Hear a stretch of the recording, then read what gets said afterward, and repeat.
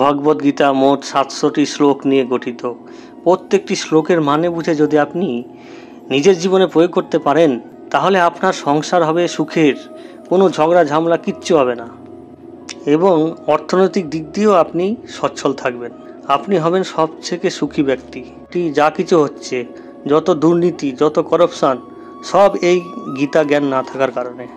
এই গীতা জ্ঞান না থাকার কারণে তারা তো দুর্নীতি করাপশানে জড়াচ্ছে, আবার সেই পাপের ভোগও ভুগছে।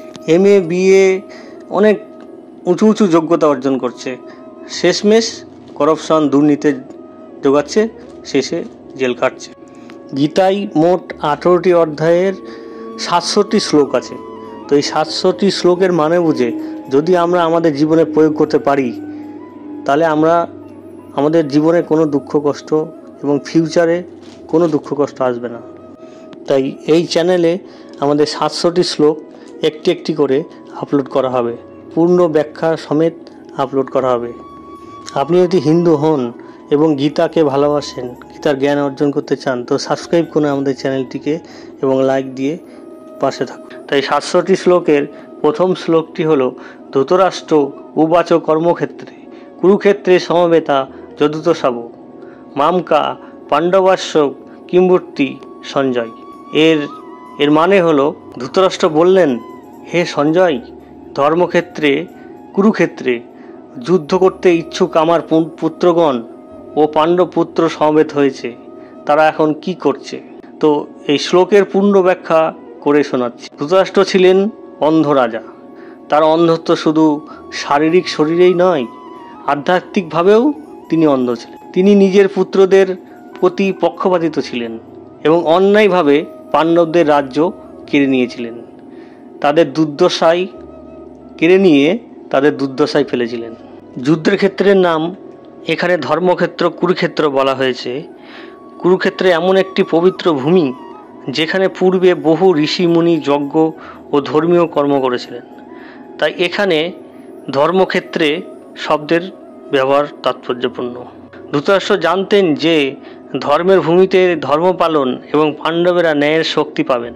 তাই তার অন্তরে ভয় ও সংশয় জন্মেছিল। তিনি সঞ্জয়ের কাছে জিজ্ঞাসা করলেন, আমার পুত্র এবং পাণ্ডবরা সেখানে কি করছে? মানকা মানে হচ্ছে আমার পুত্ররা, এবং পাণ্ডবরা আলাদা করে বলা হয়েছে আর কি।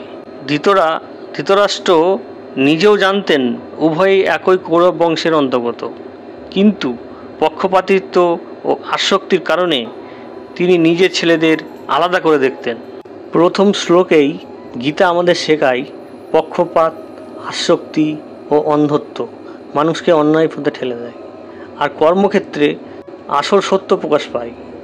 তাই ভগবদ্গীতার প্রথম শ্লোকই ইঙ্গিত দেয়, এই গ্রন্থে ধর্ম ও অধর্মের, ন্যায় ও অন্যায়ের, সত্য ও মায়ার মধ্যে মহান সংঘর্ষের শিক্ষা রয়েছে।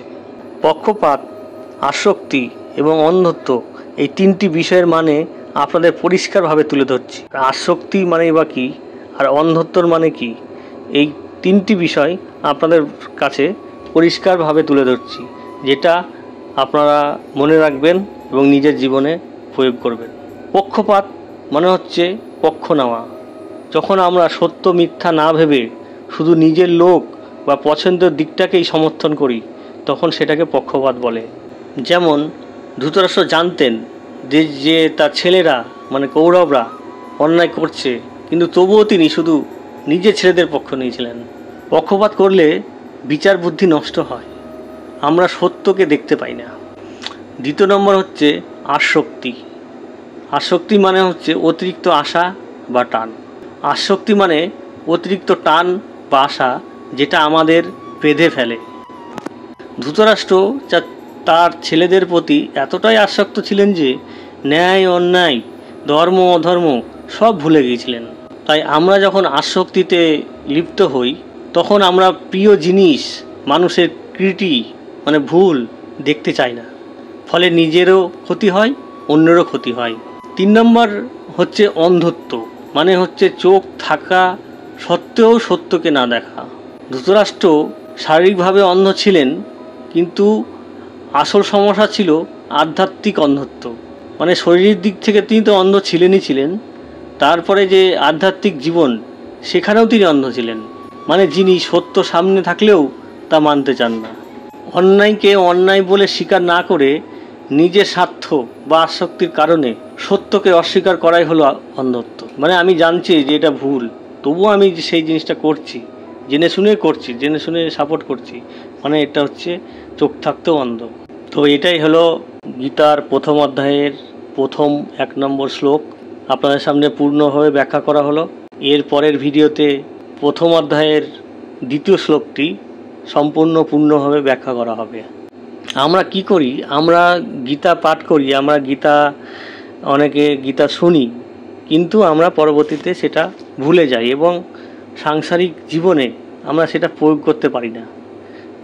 যে কোনো কারণেই হোক, বাধ্যতামূলক হোক কিংবা সংসারের চাপে হোক, সেটা আমরা আমাদের জীবনে প্রয়োগ করতে পারি না।